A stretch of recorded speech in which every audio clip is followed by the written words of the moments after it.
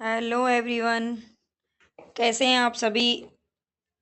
उम्मीद है आप अच्छे से अपनी तैयारी कर रहे होंगे। जो भी बच्चे यूजीसी नेट दिसंबर 2024 की तैयारी करना चाहते हैं या इसके अलावा उन्होंने एचपीएससी असिस्टेंट प्रोफेसर की वैकेंसी में अपना फॉर्म भरा हुआ है, तो उसके लिए ये क्लासेस हमारी सीरीज चल रही है। अभी हमारी जो यूनिट 6 है, यूनिट 6 में हिंदी उपन्यास दिए हुए हैं, हम उनको यहाँ पर पढ़ रहे हैं, जिसमें हमारी क्लास है आज थर्ड नंबर गोदान उपन्यास हम यहाँ पर पढ़ेंगे, जो कि मुंशी प्रेमचंद जी के द्वारा लिखा गया है।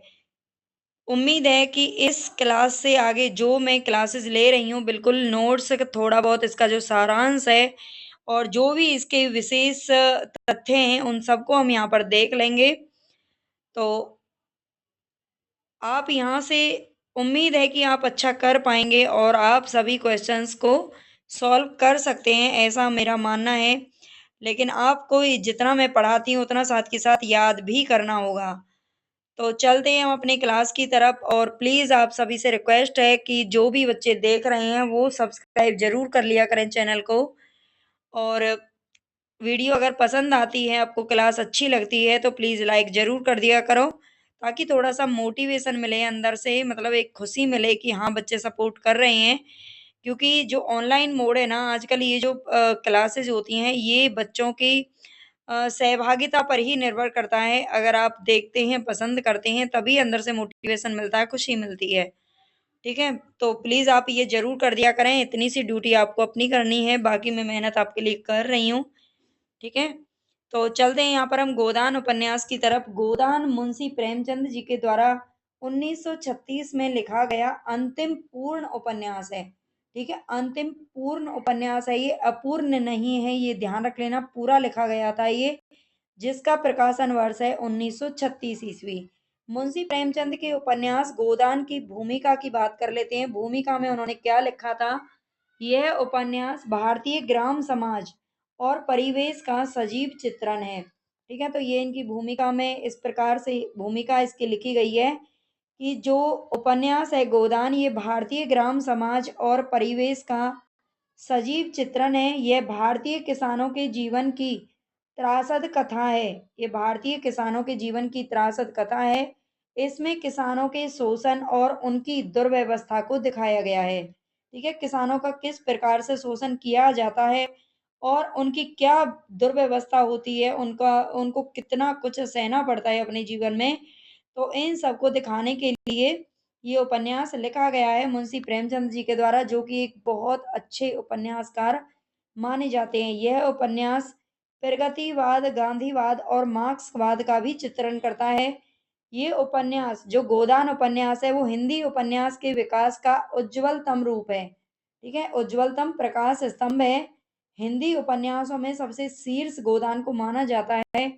इसमें भारतीय किसानों के जीवन के समस्त संस्कारों से युक्त उनकी वर्तमान स्थिति का चित्रण है। ठीक है? भारतीय किसानों के जीवन पर यह आधारित है, तो किसानों के जीवन के समस्त संस्कारों से युक्त उनकी वर्तमान स्थिति का क्या है?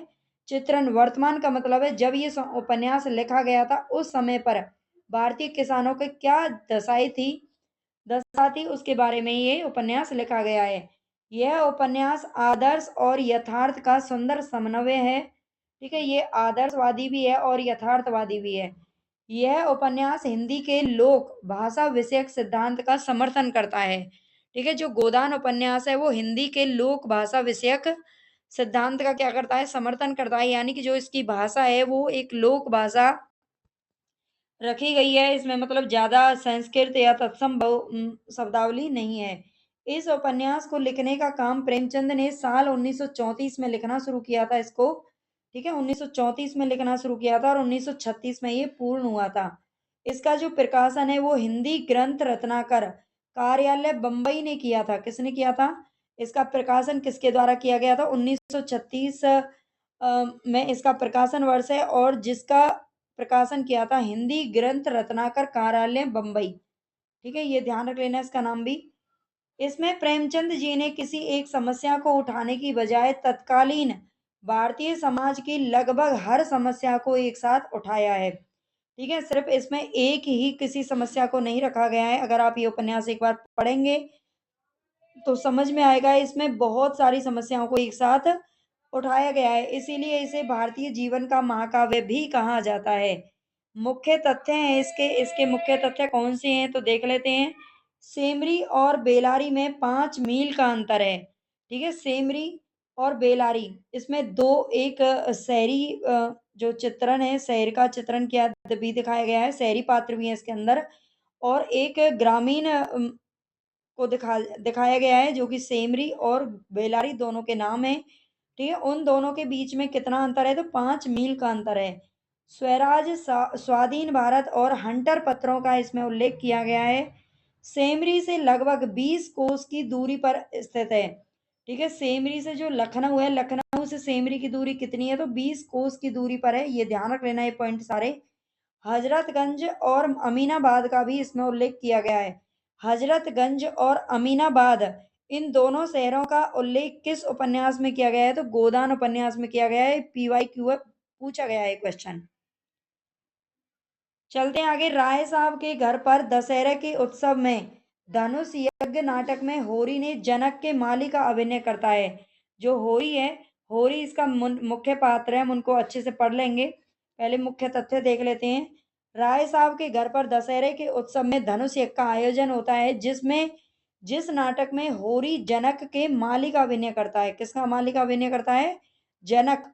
ठीक है, जनक तो आप जानते हैं जो रामलीला होती है उसमें जनक सीता जी के पिता का नाम था, यानी कि राम भगवान के ससुर जी का नाम था। तो उनके माली का अभिनय कौन करता है? होरी करता है। मिस मालती अपनी बातों का भुलावा देकर ओमकार नाथ को शराब पिलवा देती है और 1,000 रुपये इनाम ले लेती है। ठीक है, ओमकार नाथ को शराब कौन पिलाता है तो मिस मालती पिला देती है और 1,000 रुपये का इनाम ले लेती है। आगे देखते हैं। पठान के वेश में डॉक्टर मेहता जाकर के रुपए मांगते। अभी आपको, अगर आपने पहले इस उपन्यास को नहीं पढ़ा एक बार भी, तो आपको अभी समझ में नहीं आ रहा होगा, लेकिन पूरा समझ में आ जाएगा, टेंशन मत लेना, आगे सारा दिया हुआ है।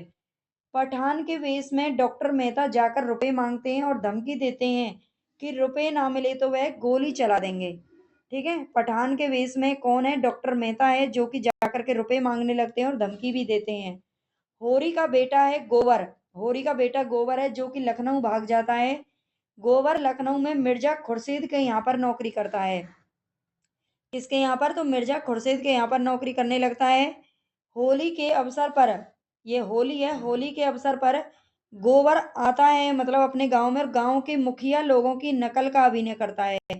गांव के जो मुखिया हैं उनकी नकल कौन करता है तो होली के त्योहार पर होरी होरी का जो बेटा है गोवर, वो करता है। मिस मालती गोबर को माली की नौकरी पर रख लेती है। ठीक है, मिस मालती कौन है? मिस मालती इसमें एक पात्र है जो गोबर को माली की नौकरी पर रख लेती है। अंत में होरी को मृत्यु शैया पर जानकर सब धनिया से उसका गोदान करने को कहते हैं। बाद में जब होरी एक दिन काम करता करता अचानक गिर पड़ता है, बीमार हो जाता है, और ऐसा लगता है कि अब उसके बचने की कोई उम्मीद नहीं है, और धनिया उसकी पत्नी का नाम है, आगे हम देख लेंगे। तो धनिया को जब जब उसे घर पर लेके आया जाता है तो वह बाहर चारपाई पर पड़ा रहता है, और धनिया मतलब सभी लोग कहते हैं कि अब वो मृत्यु शैया पर पड़ा है। तो जो धनिया जो लोग हैं, जो दाता दीन मतलब पंडित लोग हैं, वो वहां आकर के धनिया से क्या कहते हैं कि अब तुम्हें गोदान कर देना चाहिए। उसी गोदान के आधार पर इसका नामकरण किया गया है, गोदान। तो उसे वो मतलब दान करने के लिए बोलते हैं, गौ का दान कर दो। तो क्या कहती है धनिया? धनिया सुतली बेचकर उसने इकट्ठा किए थे 20 पैसे, वो होरी के हाथ में रखकर दाता दीन से कहती है, दाता दीन इसमें एक पंडित है, महाराज घर में ना गाय है, ना बछिया है, ना पैसा है, यही पैसे हैं, यही इनका गोदान है, और पछाड़ खा करके गिर पड़ती है। यहाँ पर इसका अंत हो जाता है बाद में। ठीक है, अब देख लेते हैं यहाँ पर, यहाँ से आपको पूरा समझ में आ जाएगा। ग्रामीण पात्र, ग्रामीण पात्र सबसे पहले नाम आता है होरी का, जो कि धनिया का पति है। कौन है? धनिया का पति है। ये बेलारी गांव का निवासी है। किस गांव का है? ये बेलारी गांव का निवासी है, ध्यान रख लेना। सेमरी जो शहरी क्षेत्र है उसका नाम है। फसली बुखार से पीड़ित होता है। ठीक है, फसली बुखार से क्या होता है, पीड़ित होता है। 5 बीघे का काश्तकार होता है।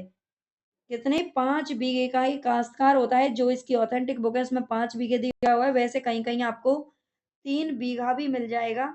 ये पूछा जाता है क्वेश्चन, तो इसमें 5 बीघा सही है। अगर नहीं दे रखा है तो आप 3 बीघा भी कर सकते हैं। धनिया कौन है, होरी की पत्नी है। दोनों पति पत्नी है, उनकी 6 संतानें हुई थी, लेकिन 3 जीवित हैं, जिनमें गोबर, सोना और रूपा है। कौन है, गोबर, सोना और रूपा। उनकी 3 बेटे हैं, 2 बेटियां हैं, सोना और रूपा। गोबर उनका बेटे का नाम है। 36 साल की उम्र दिखाई जाती है, उपन्यास के आरंभ में दिखाई जाती है, बाद में तो बूढ़ी हो गई होंगी क्योंकि उनके बच्चों के भी बच्चे हो जाते हैं। सिलिया को अपने घर पर शरण देती है। ठीक है, सिलिया को अपने घर पर शरण देती है। सिलिया भी एक दूसरा पात्र है जिसको वो अपने घर पर शरण देती है। गोबर, गोबर कौन है, होरी का बेटा है। उपन्यास के आरंभ में इसकी उम्र 16 साल बताई जाती है। चीनी मिल की हड़ताल में गंभीर रूप से घायल हो जाता है। चीनी मिल की हड़ताल में गंभीर रूप से, जहां पर ये काम कर रहा होता है चीनी मिल में, वहां पर ये गंभीर रूप से घायल हो जाता है। बाद में फिर मालती, मालती के यहाँ पर माली की नौकरी करने लगता है। ठीक है, माली की नौकरी करता है, ध्यान रख लेना। सोना, सोना उसकी बेटी है। तो होरी और धनिया की बड़ी बेटी का नाम है सोना, जिसकी उम्र है 12 साल। सोनारी के एक धनी किसान गौरी महतो के लड़के मथुरा से इसका विवाह हो जाता है। ये मथुरा नाम ध्यान रख लेना। मथुरा इसके मथुरा के साथ इसका विवाह किया जाता है, सोना का बड़ी बेटी का, जो कि एक धनी किसान का बेटा है। ठीक है, गौरी महतो का बेटा है। रूपा छोटी बेटी है। थोड़ा बहुत, पहले तो वो उसके पास थोड़ा बहुत पैसा होता है उसके पिताजी के पास, होरी के पास, तो वो अपनी बड़ी बेटी का विवाह तो ठीक ठाक कर देता है। लेकिन जब छोटी बेटी की बारी आती है रूपा की, तो होरी की छोटी बेटी है जिसकी उम्र 8 साल दिखाई गई है, राम सेवक महतो से उसका विवाह होता है, जो कि एक अधेड़ उम्र का व्यक्ति है। ठीक है, उसका उसका जो विवाह है वो बाद में एक अधेड़ उम्र के व्यक्ति से कर दिया जाता है। झुनिया, इसमें झुनिया कौन है, ये भोला की बेटी है। भोला एक दूसरा पात्र है, भोला की बेटी है, जो कि विधुर है। उसके जो ये लड़की भी बाल विधवा है, और उसका जो पिता था वो भी विधुर था। उसे एक नई अपनी दुल्हन की तलाश होती है इसमें, है ना। और इसी के जो होरी है, होरी भोला से मिलता है। होरी एक गाय खरीदना चाहता है, गाय खरीदना चाहता है, लेकिन और जब वो भोला की गाय को देखता है तो भोला उसे बताता है उसका रेट इतना है, जैसे 80 पैसे। लेकिन बाद में वो कहता है कि मेरे पास तो इतने पैसे नहीं है। और लेकिन वो होरी उससे, भोला से, उसकी दूसरी शादी कराने का वचन देता है कि मैं तुम्हारे लिए दुल्हन ढूंढ के लाऊंगा। तो जो भोला है वो अपनी गाय उसको ऐसे ही दे देता है। ठीक है, कि तुम ले जाओ, और बाद में उसे भूसा वगैरह भी दे देता है। तो भोला की बेटी है झुनिया, और बाल विधवा है। गोबर के साथ उसकी शादी होती है बाद में, मतलब पहले तो दोनों का एक प्रेम विवाह होता है। दोनों पहले ही, मतलब शादी से पहले ही वो दोनों एक दूसरे के संपर्क में हैं। और वो उसी बीच में वो जो जुनिया है वो गर्भवती हो जाती है। और फिर गोबर उसे लेकर के मतलब भाग जाता है, अपने घर पहुंचता है। उसे बोलता है कि तुम घर में अंदर जाओ और मैं अभी आता हूँ। और उसको घर में अंदर जाने के लिए बोल देता है, भला ऐसे कोई करता है, अपने ही घर में उसको बोल बोल देता है और खुद वहां से भाग जाता है। ठीक है, खुद वहां से भाग जाता है, रफू चक्कर हो जाता है और बाद में आता भी नहीं है। लेकिन जो धनिया है वो इतनी अच्छी औरत है, गरीब है, लेकिन फिर भी अपने बेटे की गलतियों पर गलतियों को, मतलब गलतियों की वजह से या कुछ भी है, वो जुनिया को क्या करती है, अपने घर में शरण दे देती है और उसे मतलब पूरा सपोर्ट करती है, उसे पूरा सहारा देती है उस लड़की को। ठीक है, तो गोबर के साथ फिर बाद में वो थोड़े बहुत दिन बाद वापस आ जाता है, और बाद में गोबर के साथ उसकी शादी कर देते हैं। और जब शादी के बाद फिर वो उसको लेकर के शहर चला जाता है, वहीं पर नौकरी करता है। उसका एक बेटा पैदा होता है, जो कि मतलब बड़ा बेटा था चुन्नू, वो मर गया है। बाद में एक और बेटा पैदा होता है जिसका नाम है मंगल। बाद में फिर वो गांव में लौट आते हैं। ठीक है, तो यही इसकी कहानी है। आगे देखते हैं दाता दीन। दाता दीन कौन है, गांव में एक पशु चिकित्सक है। ठीक है, गांव में पशु चिकित्सक है। होरी ने आलू बोने के लिए इससे 30 रुपए उधार लिए थे। इसे गांव का नारद कहा जाता था। दाता दीन को क्या नाम दिया गया था, गांव का नारद कहते थे, क्योंकि ये नारद मुनि की तरह मतलब घर घर में घूम घूम करके कुछ ना कुछ झूठ सच बोलता ही रहता था। ठीक है, तो दाता दीन वैसे गांव में पशु चिकित्सक भी है। कौन है, पशु चिकित्सक है। गांव जब होरी की गाय को उसका जो उसके भाई की पत्नी है वो जहर दे देती है उसको, तो उसे देखने के लिए वो आता है। ठीक है, होरी ने आलू बोने के लिए उससे 30 रुपए पहले ही उधार ले रखे हैं। माता दीन दाता दीन का पुत्र है, ये ध्यान रख लेना। दुलारी सहुआइन, ये कौन है? गांव में नमक तेल और तंबाकू की इसकी दुकान है, होते हैं ना छोटे मोटे परचूने की दुकानें लगी होती हैं गांव में, तो ये ना गांव में नमक तेल और तंबाकू की दुकान है इसकी। होरी ने बंटवारे के समय दुलारी से 40 रुपए लेकर भाइयों को दिए थे। जब बंटवारा हुआ था वो 3 भाई होते हैं, और तीनों भाइयों का जब बंटवारा होता है तो 40 रुपए दुलारी सहुआइन से उधार लेकर अपने भाइयों को दे दिए थे। रिश्ते में होरी की भाभी लगती है। रिश्ते में कौन लगती है? दुलारी सहुआइन होरी की भाभी लगती है। अगर इसके गौण पात्रों की हम बात करें तो यहाँ पर ये भी इंपॉर्टेंट है, यहाँ से भी क्वेश्चन ज्यादा पूछे जा रहे हैं आजकल। मंगरू साहू कौन है? होरी ने बैल के लिए 60 रुपए से उधार लिए थे। गांव का सबसे धनी आदमी है ये। कौन है? गांव का सबसे धनी आदमी है मंगरू साहू, याद रख लेना। होरी ने इससे भी 60 रुपए उधार लिए थे। बेचारा क्या करता, इतना गरीब था, उसके पास बस इधर से इससे उधार लिए, उससे उधार लिए, इससे उधार लिए, ऐसे ही चलता रहता था उसका काम। पटेश्वरी लाल कौन था? पटवारी था गांव का। गांव में पुण्य आत्मा नाम से ही मशहूर था। ठीक है, पटवारी था लेकिन पुण्यात्मा भी था। झिंगुरी सिंह गांव का सबसे बड़ा महाजन था, झिंगुरी सिंह। ठीक है, पंडित नोखेराम होरी से लगान के पैसे लेकर इनकार कर देता है। होरी से लगान के पैसे ले लेता है और बाद में इनकार कर देता है कि तुमने मुझे कोई पैसे नहीं दिए। तो ये नोखेराम साहब हैं, ऐसा करते हैं। ठीक है, सिलिया कौन है? जिस सिलिया को धनिया ने अपने घर में शरण दी थी, वो पिता हरकू की बेटी है, माँ उसकी कालिया है, पुत्र उसका रामू था जो कि निमोनिया से मर जाता है। ठीक है, भोला कौन है? होरी के गांव से मिले हुए गांव का ग्वाला है। होरी के गांव के पास ही जो दूसरा गांव है, उस गांव का ग्वाला है। ग्वाला उनको बोलते हैं जो शायद दूध वगैरह देने जाते हैं, दे के जाते हैं। ठीक है, तो गांव का ग्वाला है। इसकी भी 3 संतानें हैं। कामता जो कि बड़े लड़के का नाम है, जंगी इसका छोटा लड़का है, और झुनिया उसकी लड़की है। ठीक है, अपने गांव का मुखिया है भोला, ये भी याद रख लेना है। भोला जो है वो अपने गांव का ग्वाला तो है ही बल्कि मुखिया भी है। नौहरी कौन है? नौहरी विधवा है, भोला से दूसरा विवाह कर लेती है ये। ठीक है, नौहरी कौन है? ये भी विधवा है, और जो भोला है वो भी विदुर है, जिसको होरी ने वादा किया था कि मैं तुम्हारे लिए दुल्हन लेके आऊंगा। तो ये भोला से दूसरा विवाह किसका होता है? नौहरी का होता है। हीरा हीरा कौन है? होरी का भाई है। होरी की गाय को जहर देकर घर से फरार हो जाता है। ठीक है, हीरा नाम उसका हीरा है, लेकिन होरी की गाय, होरी की मतलब गाय ले आता है तो उसे जलता है, और उसकी गाय को जहर दे देता है, और जहर देने के बाद फिर फरार भी हो जाता है।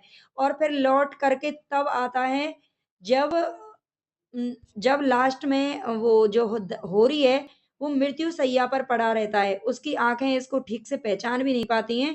तब ये वापस आता है और अपने कर्तव्य की माफी मांगता है। ठीक है, पुनिया कौन है? हीरा की पत्नी है, ये ध्यान रख लेना। शोभा कौन है? होरी का भाई है। होरी, हीरा और शोभा ये तीनों भाई हैं। ठीक है, हीरा की पत्नी का नाम है पुनिया। दरोगा कौन है? दरोगा होरी की गाय के मरने पर तहकीकात के लिए आता है और रिश्वत मांगता है। ये लो, एक तो बेचारे एक तो बेचारा गरीब आदमी, ठीक है, सबसे पैसे उधार मांगता फिर रहा है, ऊपर से दरोगा साहब आते हैं, वो रिश्वत भी मांगते हैं। तो आप समझ सकते हैं इस उपन्यास में एक साथ बहुत सारी समस्याओं को उठाया गया है। जो चिकित्सक है वो भी आकर के कुछ रिश्वत मांगता है, ये भी रिश्वत मांगता है, और भाई कैसे-कैसे साथ में खेल कर देते हैं, है ना? मतलब भाई-भाई का नहीं होता गरीबी में, ऐसा बहुत सारी इसमें समस्याएँ एक साथ दिखाई गई हैं। पंडित नौखेराम लेकर के और उससे लगान लेकर के और बाद में मना कर देता है। किस तरह से लोग मतलब परेशान करते हैं, किस तरह से शोषण होता है एक किसान का, वो दिखाया गया है इसमें।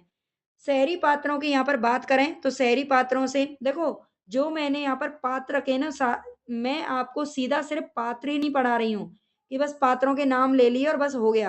पात्रों से संबंधित जो भी मुख्य यहाँ पर प्रश्न बन सकते हैं उन सबको मैंने यहाँ पर कलेक्ट किया है। तो आप ऐसा ना समझें कि सिर्फ मतलब कथासार, इसमें यही कथासार है पूरा। वैसे इसके अलावा जो मैंने और 2 पात्र पढ़ाए हैं उनका छोटा सा सारांश है तो वो मैंने करा दिया था। लेकिन इसका बहुत लंबा चौड़ा है, काफ़ी पेजों का है, लेकिन यहाँ से आपको ना पूरा क्लियर हो जाएगा। राय साहब अमरपाल सिंह, ये शहरी पात्र हैं, सेमरी गाँव का निवासी है और जेठ के दशहरे के अवसर पर धनुष यज्ञ का क्या करता है? आयोजन करता है। होरी से दंड वसूल जाने की खबर पाकर नोखे राम से पूरा धन माँगता है। ये बहुत अच्छा आदमी है, है ना? धनुष यज्ञ का आयोजन करता है अपने घर पर, सबको बुलाता है और उसमें होरी भी जनक के माली का अभिनय करने आता है। होरी से जब जब इसे पता चलता है कि उससे दंड वसूला गया है नोकेराम के द्वारा, तो पूरा धन उससे वापस माँगता है। उपन्यास के आखिर में राजा की पदवी भी इसी को मिलती है। किसको मिलती है? राय साहब अमरपाल सिंह को राजा की पदवी मिलती है उपन्यास के आखिर में। ठीक है, ये अच्छा आदमी है और ये लोगों की जो लोग मतलब अमीरी का रौब झाड़ते हैं और लोगों का शोषण करते हैं, उनकी मतलब बुराई करता है, निंदा करता है। ठीक है, डॉक्टर मेहता ये भी एक इम्पोर्टेंट पात्र है, यूनिवर्सिटी में दर्शन शास्त्र के अध्यापक हैं। धनुष यज्ञ के कार्यक्रम में पठान का रूप धरकर सबको आतंकित करते हैं। अभी हमने ऊपर देखा था ना, वो पठान के रूप में आते हैं डॉक्टर मेहता और सबको पैसे देने की धमकी देते हैं, नहीं तो गोली मारने की बात बोलते हैं। ठीक है, विमेन लीग में इन्होंने भाषण दिया था। फ्रांस की अकादमी ने उन्हें उनकी रचना को शताब्दी की सबसे उत्तम कृति का है, यानी कि इन्होंने एक कृति लिखी है, कोई रचना की है और उनकी रचना को फ्रांस की अकादमी के द्वारा सराहा गया है। ठीक है, पठान का वेश धारण करते हैं, ये भी ध्यान रख लेना। मिस मालती कौन है? इंग्लैंड से डॉक्टरी पढ़ करके आई थी। नवयुग की साक्षात प्रतिमा, यानी कि पढ़ी लिखी है, डॉक्टर है। दो छोटी बहनें हैं इसकी, सरोज और वर्दा। वुमेन लीग की संस्थापक हैं, नगर कांग्रेस कमेटी की सभानेत्री हैं। ठीक है, मिर्जा खुर्शीद सूफी मुसलमान है, लखनऊ में इनकी जूते की दुकान है। मिर्जा खुर्शीद की लखनऊ में जूते की दुकान है, जिसकी जूते की दुकान पर ही गोबर जाकर के क्या करने लगता है? नौकरी करता है। ठीक है, बुड्ढों की कबड्डी का आयोजन करते हैं कौन? मिर्जा खुर्शीद। वेश्याओं के उद्धार के लिए उनकी नाटक मंडली बनाते हैं। वेश्याओं का भी उद्धार करने का यहाँ पर बात की गई है। नाटक मंडली बनाते हैं, मिर्जा खुर्शीद के द्वारा किया गया है। ठीक है, मिस्टर खन्ना कौन है? बैंक मैनेजर हैं और शक्कर मिल के मैनेजिंग डायरेक्टर हैं। ठीक है, चीनी मिल में इनकी में आग लग जाती है। पहले तो मिर्जा खुर्शीद के यहाँ पर नौकरी करता है गोबर, फिर बाद में इनकी मिस्टर खन्ना की चीनी मिल में नौकरी करता है। बाद में वो जब गंभीर रूप से घायल हो जाता है तो उसके बाद वो अपने गांव वापस पहुंच जाता है। ठीक है, और फिर बाद में वहीं पर नौकरी करने लगता है और वो भी कहाँ पर? मिस मालती के यहाँ पर माली की नौकरी उसको मिल जाती है। तो मिस्टर खन्ना बैंक मैनेजर है और शक्कर मिल के चीनी मिल के मैनेजिंग डायरेक्टर भी हैं लेकिन बाद में बेचारे कंगाली में आ जाते हैं। गोविंदी देवी कौन है? मिस्टर खन्ना की पत्नी है, जिन्हें कविता लिखने का शौक है। शहरी गौण पात्रों की बात करें तो ओमकार नाथ दैनिक पत्र बिजली के संपादक हैं। मिस्टर श्याम बिहारी तनखा वकील हैं, परंतु वकालत ना चलने के कारण बीमा कंपनी के दलाल। ठीक है, ओमकार नाथ दैनिक पत्र चलता है एक बिजली, उसके संपादक हैं ये। और एक ये भी पात्र हैं यहाँ पर, मिस्टर श्याम बिहारी तनखा वकील हैं, परंतु वकालत ना चलने के कारण बीमा कंपनी के दलाल बन जाते हैं, है ना? राजा सूर्य प्रताप सिंह राय साहब के मुकाबले चुनाव लड़ते हैं और बाद में हार जाते हैं। ठीक है, चुहिया चुहिया कौन है? लखनऊ में गोवर झुनिया की पड़ोसी होती है चुहिया। चुहिया कौन है? लखनऊ में जब गोवर झुनिया के साथ वहां पर शादी के बाद उसको भी ले जाता है, शहर चलते हैं ना, गांव से शहर पहुंच जाते हैं और बाद में उसी उन्हीं की जो पड़ोसी है वो है चुहिया। सरोज कौन है? मालती की बहन है, मेहता के भाषण में उनके स्त्री संबंधी विचारों का विरोध करती है। जब मिस्टर मेहता वुमेन लीग में भाषण देते हैं तो उनका उनका जो स्त्री संबंधी विचार है उनका विरोध कौन करती है? तो ये मालती की बहन करती है, सरोज। ये क्वेश्चन इंपॉर्टेंट है, पूछा जा चुका है। ठीक है, याद रख लेना। प्रमुख उद्धरण की यहाँ पर देख लेते हैं, यहाँ से भी पूछा जाता है। जब दूसरे के पांव तले अपनी गर्दन दबी हुई है तो उन पांव को सहलाने में ही कुशलता है। ये कौन कहता है? होरी धनिया से बोलता है। होरी अपनी पत्नी से बोलता है कि जब दूसरे के पांव तले अपनी गर्दन दबी हुई हो तो उन पांव को सहलाने में ही कुशलता है, नहीं तो मारे जाएंगे, है ना? हमारी गर्दन दूसरों के पैरों के नीचे दबी हुई है, अकड़ कर निभा नहीं हो सकता। वो अपने बेटे को समझा रहा है जो गोबर है।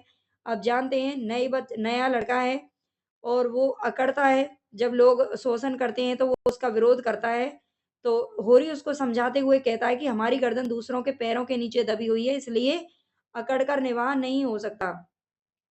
बड़े आदमियों की बातें कौन चलाए, वह जो कुछ करें सब ठीक है, उन्हें तो बिरादरी और पंचायत का भी डर नहीं। ये जुनिया को कहती है गोबर से, ठीक है, जुनिया अपने पति से कहती है गोबर से कि बड़े आदमियों की बातें कौन चलाए, वह जो कुछ करें सब ठीक है, उन्हें तो बिरादरी और पंचायत का भी डर नहीं है।